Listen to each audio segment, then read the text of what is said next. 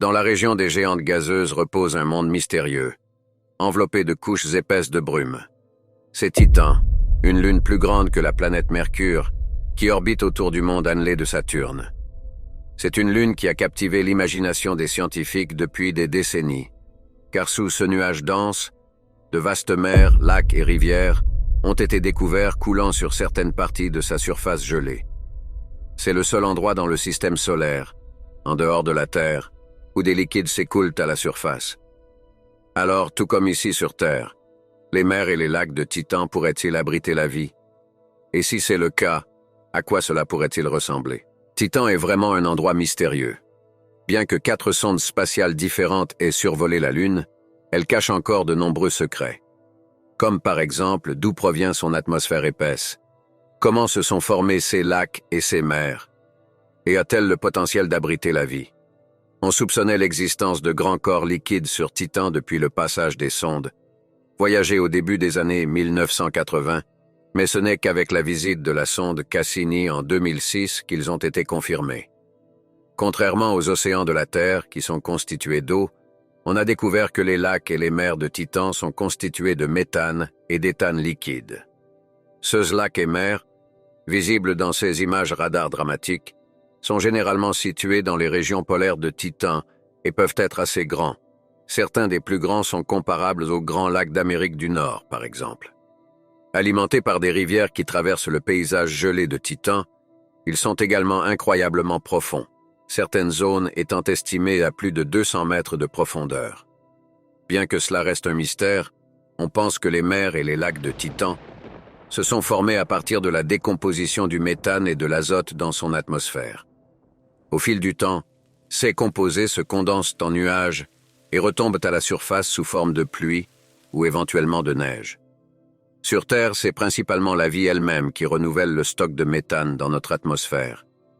Le méthane est un sous-produit du métabolisme de nombreux organismes et provient de sources biologiques simples, telles que celles associées aux tourbières, aux champs de riz et aux animaux comme les vaches ou les moutons.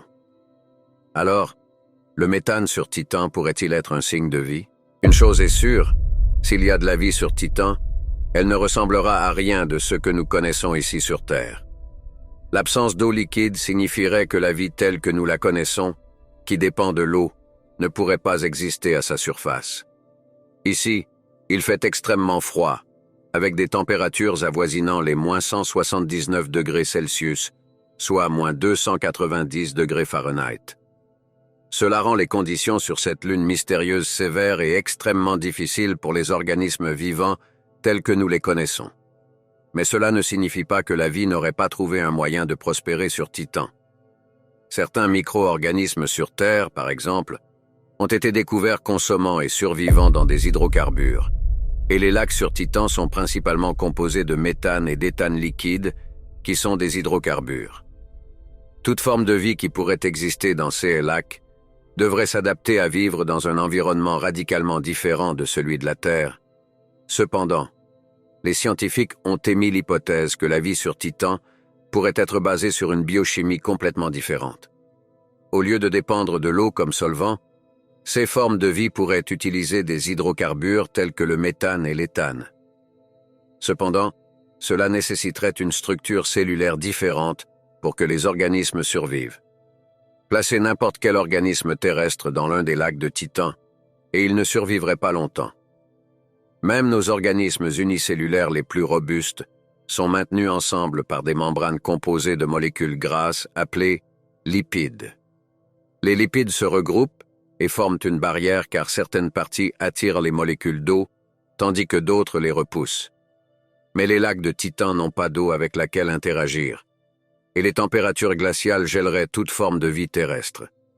Cependant, une autre molécule telle que l'acrylonitrile pourrait être capable d'accomplir la même tâche et survivre aux conditions difficiles de Titan. Incroyablement, les scientifiques ont trouvé des preuves directes de molécules d'acrylonitrile sur Titan, et en quantité suffisante pour théoriquement soutenir des millions de formes de vie unicellulaires. Il est donc possible que les micro-organismes puissent former la base d'un écosystème complexe sur cette lune étrange, peut-être avec un organisme plus grand se nourrissant d'eux, et ainsi de suite. Cependant, Aussi excitantes que puissent être ces idées, à l'heure actuelle, nous n'avons pas suffisamment d'informations pour savoir avec certitude quel type de vie, s'il y en a, pourrait exister sur Titan. La seule sonde ayant jamais atterri à sa surface était la sonde Huygens, en 2005, qui est entrée dans l'atmosphère de Titan et est devenue la première sonde à atterrir sur une lune du système solaire extérieur. Elle a capturé des images impressionnantes en descendant et en atterrissant et a continué à transmettre des données pendant environ 90 minutes après l'atterrissage.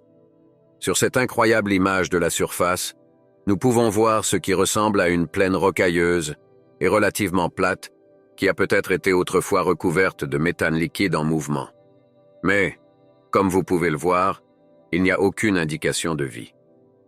Bien que l'idée de forme de vie étrange prospérant à la surface de Titan soit excitante, il est plus probable que le méthane dans son atmosphère soit le résultat d'un dégazage. Lorsque Titan s'est formé, il était probablement trop chaud pour que des composés volatiles tels que le méthane et l'azote restent à la surface. Au lieu de cela, ces composés ont été piégés à l'intérieur de la Lune. Avec le temps, la chaleur à l'intérieur de Titan a commencé à se dissiper, faisant échapper les composés volatiles à travers des fissures dans sa croûte. Ces composés se sont ensuite combinés pour former le mélange complexe de gaz qui constitue l'atmosphère dense de Titan que nous voyons aujourd'hui. Ainsi, si c'est la raison de l'abondance de méthane dans l'atmosphère de Titan, et non le résultat de la vie nageant dans ces lacs froids et coulants, est-ce que cela signifie que cette lune étrange est stérile? Comme la plupart du système solaire, autant que nous le sachions, incapable d'abriter la vie. Eh bien, peut-être pas.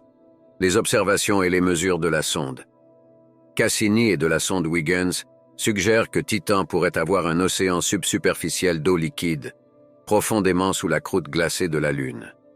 S'il y a effectivement un vaste corps d'eau sous la croûte de Titan, il est possible que la vie puisse y exister. L'eau est un ingrédient clé pour la vie telle que nous la connaissons, et l'océan pourrait fournir un habitat pour des formes de vie adaptées aux conditions uniques de l'environnement de Titan. Cependant, tout comme avec les lacs de méthane mentionnés précédemment, les conditions dans cet océan subsuperficiel seraient très différentes de celles de la Terre. L'océan serait extrêmement froid et contenait probablement une concentration élevée de sel et d'autres substances dissoutes, ce qui pourrait affecter la capacité de formes de vie potentielles à survivre. Ainsi, Titan pourrait potentiellement abriter des environnements avec des conditions propices à la vie, à la fois connues et inconnues.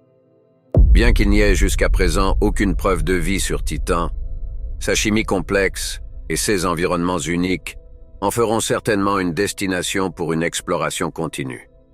L'une des missions futures les plus excitantes est la mission Dragonfly de la NASA, qui enverra un atterrisseur avec des rotors pour explorer la surface de la Lune énigmatique. Dragonfly est prévu pour être lancé en 2027 et arrivera sur Titan en 2034. La mission sera basée sur un atterrisseur avec des rotors, similaire au rover Ingenuity qui a effectué plus de 50 vols sur Mars. Dragonfly volera vers plusieurs endroits en surface, y compris des dunes, des cratères et la région équatoriale, où il étudiera le potentiel d'eau liquide et les conditions chimiques qui pourraient soutenir la vie. Alors que nous continuons à explorer les confins extérieurs de notre système solaire, Titan reste une destination fascinante, avec le potentiel de révolutionner notre compréhension de l'univers. Avec ses lacs et mers de méthane, ainsi qu'un océan subsuperficiel secret, cette lune énigmatique est un monde comme aucun autre. Découvrirons-nous un jour la vie sur cette lune lointaine et brumeuse, confirmant ainsi que nous ne sommes pas seuls? Seul le temps nous le dira. J'espère vraiment que vous avez apprécié cette vidéo. Si c'est le cas, cliquez sur le bouton j'aime, et si ce n'est pas déjà fait, pourquoi ne pas vous abonner? Il y a bien plus à venir. Merci d'avoir regardé et à bientôt dans la prochaine vidéo.